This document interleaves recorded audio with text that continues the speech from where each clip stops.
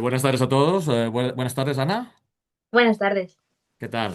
Un placer volver a saludarte y otra vez con un motivo también muy interesante, como es la publicación de este segundo volumen del díptico que formas con Mujeres de Ghibli, en este caso con el título o el subtítulo de Entre lo mágico y lo cotidiano.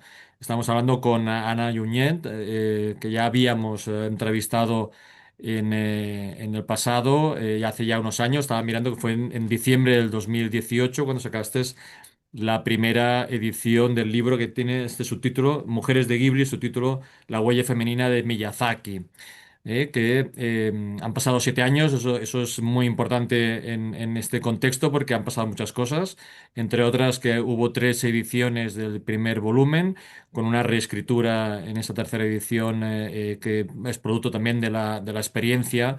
Tú tienes estudios en comunicación audiovisual y toda esa experiencia de escribir el primer libro y las reflexiones y la relación con las entrevistas y las relaciones con los lectores, al final te llevó esa reescritura y que se culmina con esta segunda parte, formando un díptico entre las películas que no son de Miyazaki, que es más fácil decirlo así que no decir los nombres de todos los directores, ¿no? Pero la realidad es que este segundo volumen haces el análisis de 13 películas, haces un análisis general, pero también desde el ámbito de la perspectiva de género. Pero hablas de 13 películas que son producidas por el estudio Ghibli, pero no dirigidas por Miyazaki, aunque destaca evidentemente Isao Takahata con 5 películas o Goro Miyazaki con 3. Pero son 13 películas, también incluso con estos directores que hemos dicho, son todas muy diferentes entre sí. Y eso, aunque las películas de Miyazaki, no hay que simplificar, las películas de Miyazaki también son muy diferentes entre sí, pero parecía que había como una especie de nexo común. Aquí en este caso son 13 películas, yo creo que muy diferentes entre sí, algunas incluso con protagonismo masculino y con poca presencia femenina, con lo cual yo creo que ha sido un análisis yo creo que mucho más complejo que el primer libro y también, como siempre, muy interesante, ¿no? ¿Cuáles han sido los retos en este caso con esta diversidad de estilos, de temas y de autores? Pues creo que la dificultad primera fue organizar un poco lo que quería comentar, porque más allá de saber que quería volver a hablar de las mujeres y en este caso de las diferentes mujeres Ghibli que no eran de Miyazaki, em, quería también ver si había pues alguna dinámica, ¿no? Por ejemplo, con Takahata es fácil ver que no la hay, es decir, que él va Sí. innovando en cada película que hace, ¿no? Pero si algunos autores seguían mucho el estilo Miyazaki, otros no, Mm. o... Entonces me hice como un esquema muy general de lo que quería comentar y eso estuve un año y poco, porque llevo unos 3 años escribiendo este segundo libro. Y creo que esa fue la dificultad más grande, ¿no? Ver no solo comentar y ya está las mujeres que iban saliendo, sino también ver si podías ver referentes, ya sea en las películas de Miyazaki o en otras, eh, si había, ¿no? En sobre todo los autores que tienen menos relevancia, ¿no? En el sentido de que tienen una o dos películas, si, por ejemplo, pues hacían algo completamente nuevo, ¿no? O querían hacer ver un poco que seguían las dinámicas de los grandes, ¿no? Que son Takahata y Miyazaki. Entonces, todas esas particularidades fueron las que yo fui desgranando, ¿no? Apuntándome y poco a poco ver, bueno, ir analizando la película, pero sobre todo no saliéndome de estas cosas que me iba apuntando, porque al final hay películas en que la mujer no es tan destacada. Por ejemplo, la película de Pompoco apenas aparecen mujeres, ¿no? Además son tanukis, son, Ya, son personajes de...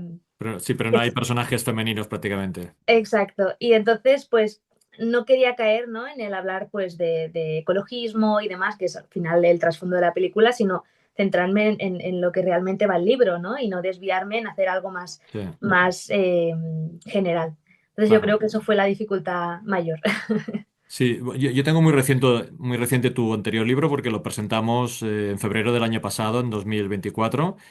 Ahora estamos en diciembre de 2025 y lo tengo muy reciente, pero eso me ha ayudado porque los dos libros están como interrelacionados, ¿no? Porque, claro, como son, uno es el libro de las obras de Miyazaki y el otro es el libro del resto, claro, al final, cronológicamente, en realidad se iban mezclando, ¿no? Digamos, y es muy interesante porque, por ejemplo, en la primera de las películas que tú describes en este segundo volumen, que es La tumba de las luciérnagas, hay una cosa como diría un joven, diría que me explota la cabeza pensar que se estrena en el cine a la vez que mi vecino Totoro.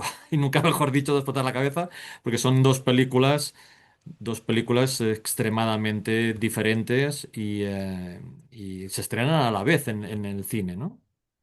Sí, además la idea era primero estrenar, si no me equivoco, primero era estrenar La tumba de las luciérnagas y luego ver eh, Mi vecino Totoro. Entonces, hablan prácticamente de lo mismo, ¿no? De la infancia, de cómo las figuras paternas cuando faltan, pues, ¿no? De cómo cuesta Con desarrollarla. una madre enferma, ¿no? También. Exacto. Entonces, claro, son dos películas que hablan se supone de lo mismo, ¿no? Pero muy distintas desde un punto de vista mucho más, ¿no? Mi vecino Totoro es mucho más positiva, ¿no? Y desde el punto de vista mágico, y en cambio la película de Takahata es mucho más realista, mucho más profunda, mucho más basada en la guerra, ¿no? En todas las eh, cosas que pueden ir pasando, ¿no? Con las diferentes enfermedades que puede coger un niño cuando no come, ¿no? Malnutrido, Ah, el hecho de tener que robar, ¿no? Entonces son dos películas que claro. claro, yo me imagino a la persona que fuera a verlas en ese momento y decir, a ver, ¿qué se Ya. supone que tengo que pensar ahora, ¿no? De estas dos películas. Pero bueno, al final así son, supongo que sí son los genios y quisieron intentar hacer algo distinto y a la vez también se vio, ¿no? Cómo Miyazaki pues gustaba mucho más al público que no Takahata, que luego eh, tardó un poquito en hacer su segunda película, ¿no? Y hasta realmente la última fue de las más lejanas, porque, bueno, Miyazaki eclipsaba un poco más lo que era la figura de los de ambos, ¿no? Que eran los grandes socios y amigos al final. Bueno, Y sí, yo, sí, Takahata solo dirige 5 películas, entre la sí, primera y la última pasan 25 años. exacto. Y se nota también eso, ¿no? El hecho de que él quería mostrar cosas mucho más realistas, aunque luego su última película es totalmente mágica, es un cuento, una leyenda, ¿no? Que es el cuento Ah, de la princesa Kaguya. ah, Pero yo creo que él quiere centrarse, ¿no? En mostrar la realidad del Japón, bueno, que habían vivido de pequeños o de jóvenes. sí. Y Miyazaki cogió más la parte más mágica o más fantástica, que al final es lo que acabó gustando más y por tanto lo que hace que en Occidente ahora mismo cuando tú hablas de Ghibli quizá no saben qué Sí. es, pero hablas de Totoro o hablas de Chihiro, entonces sí que les suena, ¿no? Y son Ya. estas dos películas que quedan como referente. Sí. Bueno, lo que te decía de la importancia de la cronología, digamos, para ir mezclando las películas de Miyazaki con el resto, no solamente por los contenidos y tal, sino también porque algunos de estos directores que destacas en tu libro habían trabajado en las otras películas, es decir, que al Sí. final casi todos tienen alguna relación con varias películas del estudio, con lo cual no son personas que vienen de fuera y los fichan, sino que son personas que llevan tiempo trabajando y que les dan su confianza porque los conocen perfectamente, ¿no? Sí, además algunos son miembros jóvenes también del estudio, pero que Sí, realmente destacaban en comparación con otros, excepto Goro, ¿no? El hijo de Miyazaki, que en este caso fue porque, eh, bueno, él realmente se dedicaba a hacer paisajismo, que es lo que estudió, y Suzuki se interesó por unos diseños que hizo de cuentos de Terramar, ¿no? Que no iba a ser para él y por eso fue el único, digamos, que no estaba emparentado con Ghibli, que realmente cogió una película y luego hizo tres, que eso llevó problemas con su padre, ¿no? De que sí, no decía, una cosa es la familia y lo otro es realmente que el trabajo tenga que ser el Sí, sí. mismo, aparte de las comparaciones, etcétera. Pero el resto de... Bueno, y la decisión de hacerla por ordenador, la última, eso también es otro tema. sí, Eso es otro tema que Miyazaki lo debe de estar todavía digeriendo. sí, sí, porque tienen dos visiones completamente distintas. Yo me estuve informando bastante de las últimas entrevistas que hizo Goro con la prensa y demás, y una cosa que decía es que estaba a favor de la IA, a favor de los cambios que están tomando la industria, ¿no? Ah, del cine.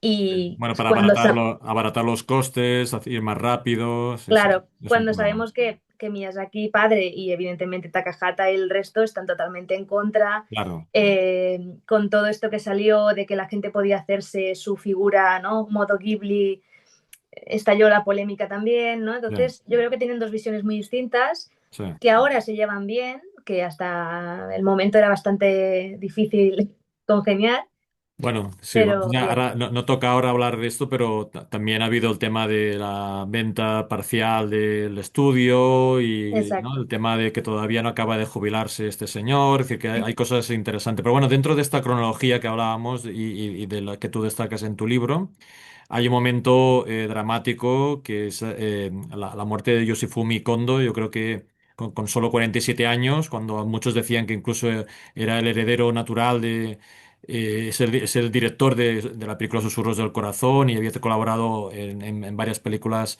del estudio y muchos hablaban de que podía ser el heredero natural de Miyazaki y desgraciadamente muere en 1998 y queda ahí, ¿no? Como una, bueno, una noticia negativa en en todo lo que estás explicando en el libro, ¿no?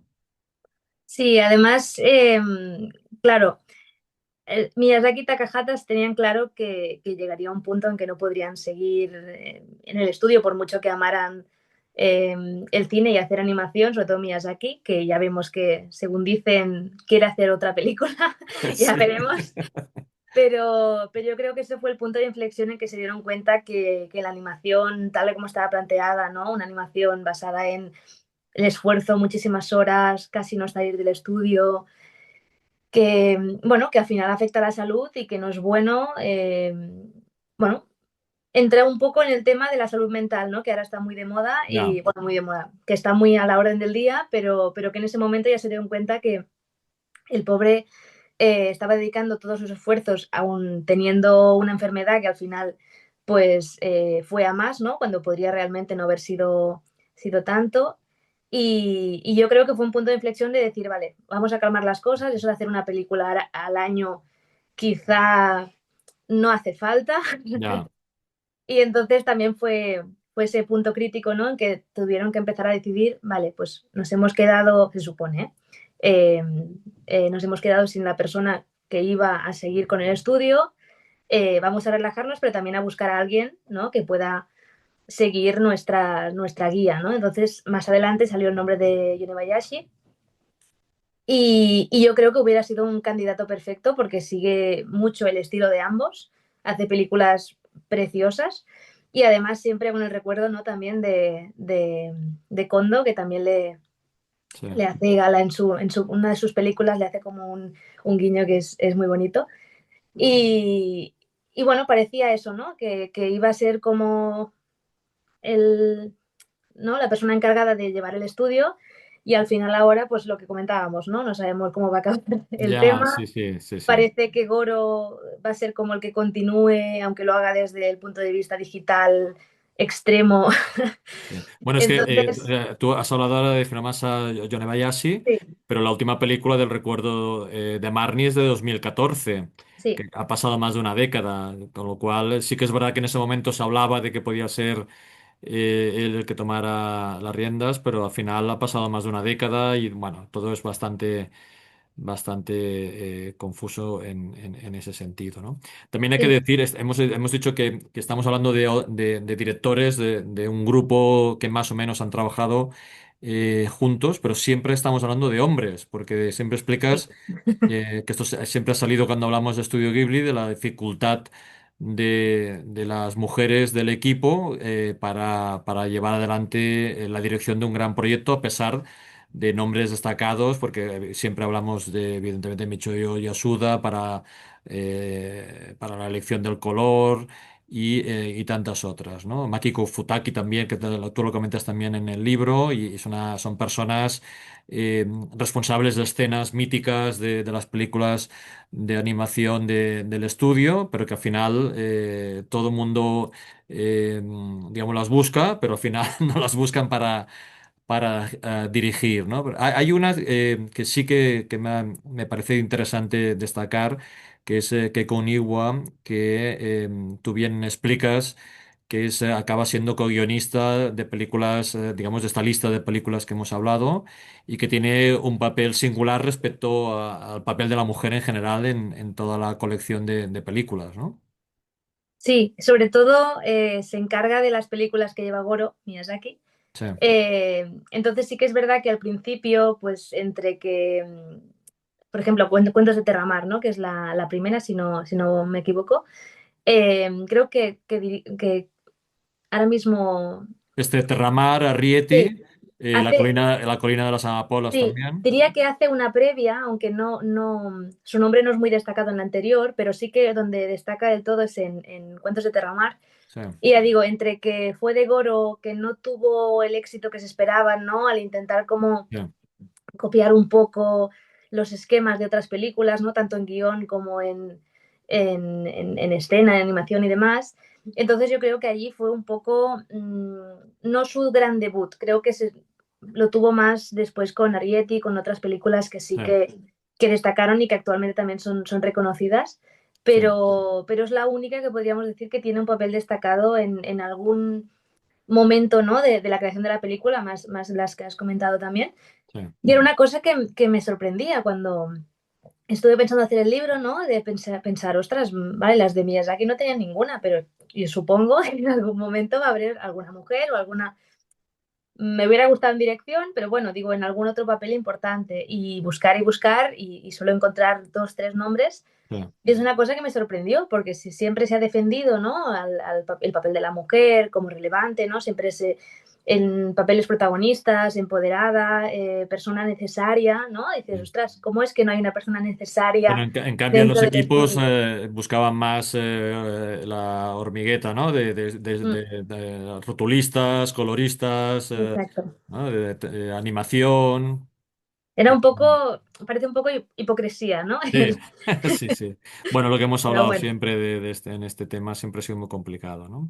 Hay ahora que has dicho estos personajes empoderados, es que claro, al final siempre hay un personaje, hay una película que está por encima de todas, que es Chihiro, y que tú en tu introducción la citas indirectamente, ¿no? Porque tu introducción se llama El viaje de vuelta desde la sexta estación, ¿no? Hacia al final, exacto. Chihiro está por todos lados, ¿no?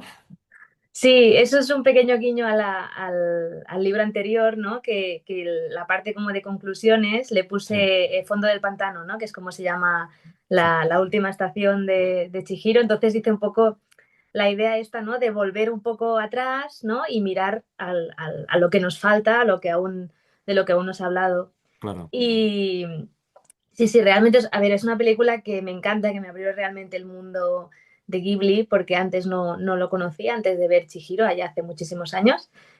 Pero ahora que he revisto las películas de otros autores, ¿no? Ahora que hablábamos hace un momento de Susurros del Corazón, yo creo que se ha hecho un hueco bastante grande, al mismo nivel casi, porque tuve un momento como de crisis al escribir de la sensación de no llegar, de decir, es que quiero tenerlo para X y no llego, la presión que tenía encima, ¿no? De muchas horas, tengo que terminarlo, pero quiero que quede bien. Y entonces justo estaba haciendo esa película y claro, la vi, primero me la pongo entera y voy anotando cosas. Y claro, habla precisamente de eso, ¿no? Del hecho de cuando te pones un objetivo que a veces no va a quedar tan bien como tú esperas, pero que el viaje es lo importante, ¿no? Claro. Y creo que gracias a esa película el libro está hoy lo podemos tener porque fue un momento de decir, si ella ha podido, yo también. Claro, Y entonces ahora mismo yo creo que está un poco a la par las dos películas para muy mí. bien. Pues precisamente comentando lo que acabas de decir de Susurros del Corazón, tú utilizas esta técnica en el libro de ir comentando lo que va pasando en la película y es, digamos, mucho más efectivo que decir, pues ahora está madurando el personaje o se ve el camino de hacia la madurez o se va empoderando. Claro, al final va repitiendo el mismo discurso en cada, bueno, no solo en cada película, sino que dentro de la misma película puede ser repetitivo y tú optas por algo que yo creo que es más interesante, que es el explicar la película, que por lo tanto hay que decirlo, que hay que ver las películas antes de leer el libro. Tú al comentar las películas vas analizando lo que va sucediendo y entonces el lector, digamos, lo puede ir aprendiendo mientras va leyendo y de una forma más interesante, ¿no? Sí, ese fue un poco el problema que tuve en el primer libro, la primera edición que salió, porque al final como se basaba en mi trabajo de fin de carrera, cuando lo adapté para que fuera libro, luego sí que al releerlo, ¿no? Me fijaba en eso, que notaba que quedaba un poco vacío, ¿no? De que hablaba de cosas que quizás si la persona ha visto la película, pues se acuerda, pero si una persona no la ha visto y quiere saber de qué va o cómo, O lo has visto hace mucho tiempo, ¿no? sí, o has visto hace mucho tiempo, pues entonces le faltaba algo. Entonces, para la nueva edición sí que decidí seguir este esquema y justo estaba empezando a escribir el segundo y fue cuando hablé con la editorial, ¿no? Y les comenté, vale, tengo el segundo pensado y lo estoy haciendo, pero quiero parar un momentito, quiero editar primero el primero, hacerlo como yo quiero ahora, con lo que hablábamos al principio, ¿no? Con la experiencia y sabiendo un poco también qué opina la gente, ¿no? Al haberlo leído y qué opino yo una vez lo he releído. Y digo, pues voy a hacer eso, ¿no? Y entonces el segundo lo voy a hacer del mismo modo para que tenga una continuidad. Y creo que es más fácil, ¿no? De también ir viendo las cosas. También es una forma, creo yo, de como imaginarte la película o tenerla como muy presente, ¿no? Si vas leyendo las cosas importantes de la película y aquí ir desgranando, ir viendo cómo evoluciona el personaje, qué cambios hay. También hay alguna película que no he podido hacer eso porque, por ejemplo, en Mis vecinos los llamada, al final es como si fuera una serie, tiene como diferentes secuencias que no se mezclan entre ellas. Bueno, son Entonces, sketch, ¿no? sí, exacto. Entonces, lo que hice fue un poco, de acuerdo, vamos a analizar temáticas o estructuras eh, para que se pueda desgranar, que no ir sketch por sketch, porque podríamos hacer un libro solo de Claro. esta película. Entonces, excepto esta y alguna más, sí que he seguido un esquema como muy cronológico para que se vaya entendiendo todo bien y se vaya pudiendo eh, ver la película desde otra perspectiva, ¿no? Y también la persona decir, ostras, pues quizá yo esta parte que comenta Ana, pues no la había visto o no me había dado cuenta o no estoy de acuerdo, que también puede pasar, para que luego también, ¿no? Verla otra vez, pensar, opinar, ¿no? Porque al final lo que también quiero con mi libro no es solo que la gente lo lea y que le guste, que eso es evidente, sino también que puedan, si no las han visto, que puedan verlas y si se las Sí. han visto, pues reverlas otra vez con una mirada un poco más crítica o simplemente por el gusto de disfrutar una vez más del cine de Ghibli. Claro. Ahora has comentado Mis vecinos los llamada. Ahí hay una breve aparición de un personaje que luego 15 años después sería protagonista de la película, que es el cuento de la princesa Kaguya, ¿no? Sí, justo al principio hacen Es que como... las dos películas son, digo, desde un punto de vista pictórico, son muy singulares, ¿no? Sí, al final esta película es de Takahata, bueno, las dos, la de Kaguya y la de Los Yamada, y Takahata lo que quería un poco era innovar con la técnica, ¿no? Probarse a sí mismo, hace una cosa mucho más gráfica, ¿no? Que parece casi que se hubiera hecho con, con un pincel y con un lápiz. Ya, Y también el hecho de querer hacer algo totalmente distinto, porque la película de Los Llamada es totalmente cómica. sí, Y no, a mí, por ejemplo, me encanta el personaje de la abuela, que es la persona más crítica ya. y satírica que hay. Y, y entonces sí que en la introducción de la película hace como una referencia a diferentes escenas de leyendas, ¿no? Que tienen en Sí. Japón, como Momotaro, que es el niño que nace, ¿no? De un melocotón gigante. Y evidentemente también sale, ¿no? Como al cortar un árbol de bambú, ¿no? Sale la princesa, que en este caso es la niña. Entonces yo creo que sí que se puede ver una referencia entre las diferentes películas de Takahata, aunque no del todo, con algunas cositas, Pero en este caso, así como Miyazaki tiene una continuidad, ¿no? En temáticas, en escenas, en la animación en sí que hace, ¿no? Que es muy reconocible. Cuando vemos este tipo de películas decimos, es una película de Miyazaki. Y en cambio a Takahata le gusta más innovar, ¿no? Hacer el cine Ah, propio, aunque no guste, aunque no venda, él solo quiere hacer lo que realmente le hace feliz. Y creo que eso es muy valiente y a la vez, bueno, que se nota que también es otro genio, ¿no? Que aunque siempre tengamos de referencia al gran genio que es Miyazaki, yo creo que no le hace tanta sombra como creo que algunos opinan. sí, bueno, no vamos a hablar en detalle de las películas, para eso está el libro, que digamos, los que nos estén escuchando que se compren el libro y lo lean y que vean las películas también. Pero después de Cajata, la persona que más películas pones en el libro son tres, que son las películas de Goro Miyazaki, ¿no? Que también tiene un resultado espectacular también desde un punto de vista de perspectiva de género como es Cuentos de Terramar, que al final es una adaptación muy libre de la obra de Ursula K. Le Guin, y La colina de las amapolas y Erwin y la bruja, ¿no? Sobre todo esta última, con esta acabas el libro, por el protagonismo que tiene la niña y lo y lo que implica, ¿no? Cómo evoluciona a lo largo de la película, mostrando una personalidad arrolladora, ¿no? Y un empuje, ¿no? Que muy característico, digamos, de la familia Miyazaki, por decirlo así, ¿no? Sí, yo creo que Goro ha tenido, así como su padre tuvo tiempo de practicar, ¿no? Podríamos decir con otras películas y con otras series, ¿no? Y de ayudante y demás, como Goro se lanzó directamente al vacío, podríamos decir, Ah, se ve mucho las referencias, ¿no? De cada película, de cómo la primera, tanto en personajes, ¿no? Hay alguna cosa que comento en el libro de mimetismo casi entre personajes antagonistas y demás. sí. La segunda película sí que se ve muy propia y personalmente es de las que más me gustan de Goro Miyazaki, la colina de las amapolas, que además de ser una película muy bonita, ¿no? Tiene ese punto característico que ya sí que se le ve un poco más de libertad, ¿no? De no querer seguir los pasos de su padre, pero bueno, la tercera ya es, sobre todo en cambio de estética, ¿no? Yo cuando la vi hasta me asombró, ¿no? De cómo se ha podido hacer eso bajo el lema de Ghibli, ¿no? De Ghibli, sí. Lo que es Ghibli.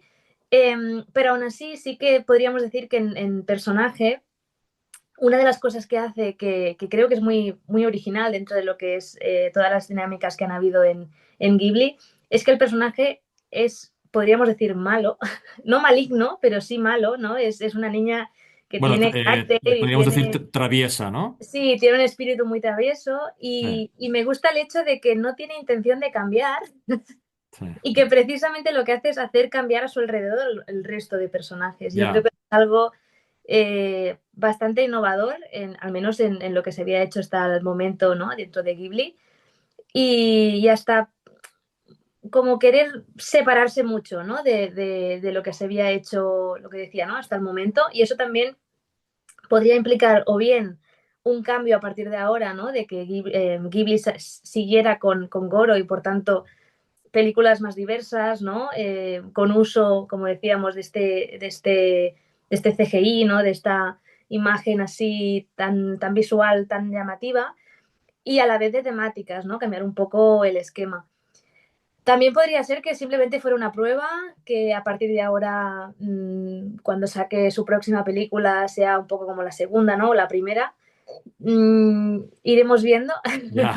Bueno, a ver. Pero yo creo que lo que quiere es totalmente distanciarse de su padre y aunque ahora tengan una buena relación, más o menos, que no tenga este estigma detrás, ¿no? De esto es muy igual, esto es muy distinto, ¿no? Tu padre lo hacía así, que al final ese apellido al final Claro, acaba sí, sí, pesando. estamos en un momento de impasse, ¿no? Pero bueno, la cuestión es que tú ahora has podido cerrar de forma momentánea este díptico, en este caso con este segundo volumen, comentando 13 películas, los dos libros, el primero dedicado a Miyazaki y este segundo al resto de películas, los dos libros publicados por Diablo Ediciones dentro de la colección de cultura popular y en este caso dedicado al anime y al cine de animación.